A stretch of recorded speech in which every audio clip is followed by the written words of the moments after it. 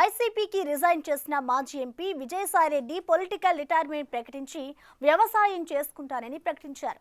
అయితే ఆ విరామానికి బ్రేక్ వేసి పొలిటికల్ గా రీ ఎంట్రీ ఇవ్వడానికి ట్రై చేస్తున్నారట. విజయసాయిరెడ్డిని బీజేపీలోకి తీసుకొని ఆయన ఖాళీ చేసిన రాజ్యసభ పదవిని తిరిగి కట్టబెట్టాలని బీజేపీ పెద్దలు ఫిక్స్ అయ్యారంటున్నారు. ఆయన్ని తిరిగి రాజ్యసభకు పంపి వైసీపీలోని ముఖ్య నేతలను బీజేపీలోకి తెచ్చుకోవాలన్నది బీజేపీ వ్యూహంగా కనిపిస్తోంది. అయితే అందుకు టీడీపీ, జనసేనల నుంచి అభ్యంతరాలు వస్తుండటంతో వారిని ఒప్పించాలని కమలం పెద్దలు ఆలోచిస్తున్నారట. మరి టీడీపీ కోటాలో సాయిరెడ్డిని ఎంపీని చేస్తే తెలుగు తమ్ముళ్ల మనోభావాల పరిస్థితి ఏంటి? వైసీపీ ప్రారంభం నుండి పార్టీలో నెంబర్ 2గా వ్యవహరించిన విజయసాయిరెడ్డి 2019లో వైసీపీ అధికారంలోకి వచ్చిన తర్వాత పార్టీలోనే కాకుండా ప్రభుత్వంలో కూడా సీఎం తర్వాత సీఎం లాగా వ్యవహరించారు. విశాఖ సహా ఉత్తరాంధ్రలో భూకబ్జాలు, సెటిల్మెంట్లు, ఉద్యోగులపై వేధింపులకు పాల్పడ్డారన్న విమర్శలు మూటగట్టుకున్నారు. ఉత్తరాంధ్రకు సంబంధించిన ఎమ్మెల్యేలు, ఎంపీలు, ఇతర ప్రజాప్రతినిధులందరూ విజయసాయిరెడ్డి గీసిన గీత దాటడానికి వీలులేదని అప్పట్లో ఆర్డర్ కూడా పాస్ చేశారంట. ప్రభుత్వానికి సంబంధించి ఉత్తరాంధ్రలో ఏ పని కావాలన్నా, సీఎం జగన్ ను ఎమ్మెల్యేలు కలవాలన్నా, నియోజకవర్గ సమస్యలను జగన్ తో చెప్పాలనుకున్నా కూడా విజయసాయిరెడ్డి అనుమతి ఉండాల్సిందే అన్నట్లు నడిచింది వ్యవహారం. ఓటమి తర్వాత సాయిరెడ్డికి జగన్ మళ్లీ ఉత్తరాంధ్ర బాధ్యతలు అప్పగించారు.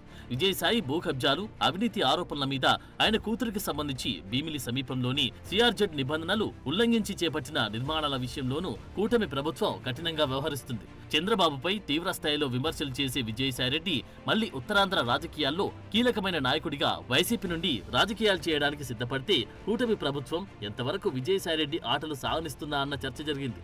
అది కాక అప్పట్లో ఉత్తరాంధ్ర కోఆర్డినేటర్ గా ఉన్నప్పుడే ఎండోమెంట్ ఉద్యోగిని శాంతితో విజయసాయిరెడ్డికి సంబంధం ఉన్నట్లు ఆరోపణలు వచ్చాయి. అది తెలిసి కూడా జగన్ ఆయన్ని అక్కడికే పంపడంపై పెద్ద చర్చ జరిగింది. వాస్తవానికి వైసీపీ అధికారంలోకి వచ్చిన 2 ఏళ్లకు విజయసాయిరెడ్డికి జగన్ ప్రాధాన్యత తగ్గిస్తూ వచ్చారు. ఉత్తరాంధ్ర బాధ్యతల నుంచి తప్పించారు. పార్లమెంటరీ పార్టీ నేతగా ఉన్న ఆయన్ని తప్పించి వైవి సుబ్బారెడ్డికి ఆ బాధ్యతలు అప్పగించారు. సాయిరెడ్డి స్థానంలో సజ్జల రామకృష్ణారెడ్డి నెంబర్ 2గా ఫోకస్ అయ్యారు. ఇలాంటి పరిస్థితుల్లో వైసీపీ ఓటమి తర్వాత ఉత్తరాంధ్ర పార్టీ బాధ్యతలు నిర్వర్తించడానికి ఇష్టపడని విజయసాయి అటు రాజ్యసభ సభ్యత్వానికి, ఇటు వైసీపీకి రాజీనామా చేసి పొలిటికల్ రిటైర్మెంట్ ప్రకటించారు. ఇక వ్యవసాయం చేసుకుంటానంటూ బయటకు వచ్చిన ఆయన జగన్ కోటరిని సజ్జల టార్గెట్ చేస్తూ పరోక్ష విమర్శలు గుప్పించారు. పాత కేసులు తవ్వితీస్తారన్న భయంతోనే ఆయన ఆ నిర్ణయం తీసుకున్నారంటారు. ఇప్పుడు ఏపీలో విజయసాయి రిజైన్ చేసిన రాజ్యసభ స్థానం ఉప ఎన్నికకి సిఈసి నోటిఫికేషన్ విడుదల చేసింది. 2028 జూన్ వరకు పదవీకాలం ఉండగాని ఆయన ఎంపీ పదవికి రాజీనామా చేశారు. ఈ నెల 22న నామినేషన్ల ప్రక్రియ ప్రారంభమై మే 9న ఆ స్థానానికి ఎన్నిక జరగనుంది. ఆ స్థానం ఎలాగూ కూటమి పార్టీలకి దక్కనుండడంతో రాజ్యసభలో ఏ పార్టీ నుంచి ఎవరు అడుగు పెడతారో అన్న చర్చ మొదలైంది. ఆ రాజ్యసభ సీటు పొత్తుల్లో భాగంగా బీజేపీకే దక్కుతుందన్న ప్రచారంతో తెలుగుదేశం పార్టీకి రాజ్యసభ ఉప ఎన్నిక టెన్షన్ పట్టుకుందట. విజయసాయిరెడ్డి రాజ్యసభకు రాజీనామా చేసిన తర్వాత తాను ఏ పార్టీలోనూ చేరనని, తనకు రాజకీయాలపై ఆసక్తి లేదని, వ్యవసాయం చేసుకుంటానని ప్రకటించారు. అయితే ఇటీవల కాలంలో ఆయన మళ్లీ రాజకీయ ప్రకటనలు చేస్తున్నారు. ఆయన బీజేపీలో చేరతారని, మళ్లీ రాజ్యసభకు ఎన్నికవుతారని ప్రచారం సాగుతుంది. ఆయన ఆంధ్రప్రదేశ్ నుంచి బీజేపీ కోటలో రాజ్యసభకు వెళ్తారని ప్రచారం సాగుతోంది. ఆయన బీజేపీలో చేరితే మళ్లీ రాజ్యసభ ఇస్తామని కాషాయ పార్టీ పెద్దలు చెప్పారని, ఇప్పుడు ఉప ఎన్నిక నోటిఫికేషన్ వెలువడడంతో ఆయనే బీజేపీ అభ్యర్థి అవుతారన్న టాక్ గట్టిగానే వినిపిస్తుంది. అయితే దానిపై ఇంతవరకు ఎలాంటి క్లారిటీ రావడం లేదు. అయితే విజయసాయి ఆంధ్రప్రదేశ్ నుంచి రాజ్యసభకు వెళ్లాలంటే టీడీపీ, జనసేన ఆమోదం తప్పనిసరి. రాష్ట్రంలో బీజేపీకి కేవలం 8 ఎమ్మెల్యేలు మాత్రమే ఉన్నారు. టీడీపీ ఎమ్మెల్యేల ఓట్లతోనే ఆయన రాజ్యసభకు వెళ్లగలరు. సాయిరెడ్డి విషయంలో చంద్రబాబు ఏ నిర్ణయం తీసుకోవాలన్నా పవన్ కళ్యాణ్ తో సంప్రదించకుండా తీసుకునే పరిస్థితి లేదు.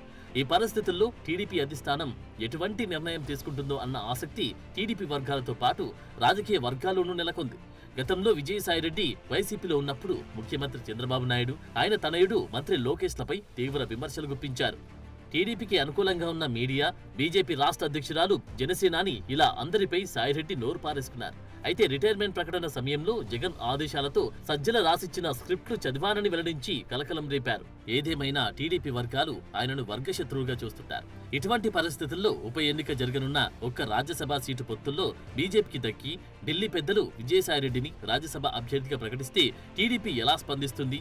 అధినేత చంద్రబాబు ఏం చేస్తారు? తమ బద్ధ శత్రువుని తమ ఎమ్మెల్యేల ద్వారా రాజ్యసభకు పంపాలా? ఇదెక్కడి కర్మరా బాబు అని పార్టీ అభిమానులు, నాయకులు, కార్యకర్తలు చర్చించుకుంటున్నారు. ఒకవేళ నిజంగా విజయసాయిరెడ్డిని రాజ్యసభకు పంపించాల్సి వస్తే మాత్రం టీడీపీ శ్రేణుల్లో తీవ్ర అసంతృప్తి వ్యక్తమవడం ఖాయం. కుటుంబంతో విదేశీ పర్యటనకు వెళ్లనున్న చంద్రబాబు ఢిల్లీ వెళ్లి బీజేపీ పెద్దలను కలవనున్నారు. ఆ భేటీలో విజయసాయిరెడ్డి వ్యవహారం తేలుతుందంటున్నారు. వాస్తవానికి 3 నెలల క్రితమే విజయసాయిరెడ్డి కాషాయ కండువా కప్పుకుంటారన్న ప్రచారం జరిగింది. కానీ అప్పట్లో చంద్రబాబు అంగీకరించకపోవడంతో అది వాయిదా పడిందట. అయితే ఈసారి ఏం జరుగుతుందో అన్న టెన్షన్ తెలుగు తమ్ములలో కనిపిస్తోంది. ఒకవేళ కాషాయ పెద్దలు విజయసాయిరెడ్డిని చేర్చుకోవాలని, రాజ్యసభకు పంపాలని చంద్రబాబుపై ఒత్తిడి తెస్తే మాత్రం ఆయన ఒప్పుకోక తప్పదంటున్నారు. రాష్ట్ర ప్రయోజనాల కోసం ఆయనకు అది తప్ప వేరే మార్గమేమీ లేదంటున్నారు. అయితే సాయిరెడ్డిని టీడీపీ కోటాలో రాజ్యసభకు పంపితే పార్టీ శ్రేణులకు అధిష్టానం వివరణ ఇచ్చుకొని సముదాయించాల్సి ఉంటుంది. ఇలాంటి పరిస్థితుల్లో చంద్రబాబు ఈసారికి చక్రం తిప్పి విజయసాయిరెడ్డి రాజ్యసభ ఎంట్రీకి బ్రేకులు వేస్తారా? రాజ్యసభ ఎంట్రీకి బ్రేకులు వేసిన బీజేపీ పెద్దలు ఆయన్ని తర్వాతైనా రాజ్యసభకు పంపడం ఖాయమన్న అభిప్రాయం వ్యక్తమవుతుంది. మరి చూడాలి సాయిరెడ్డి భవితవ్యం ఎలా ఉండబోతుందో.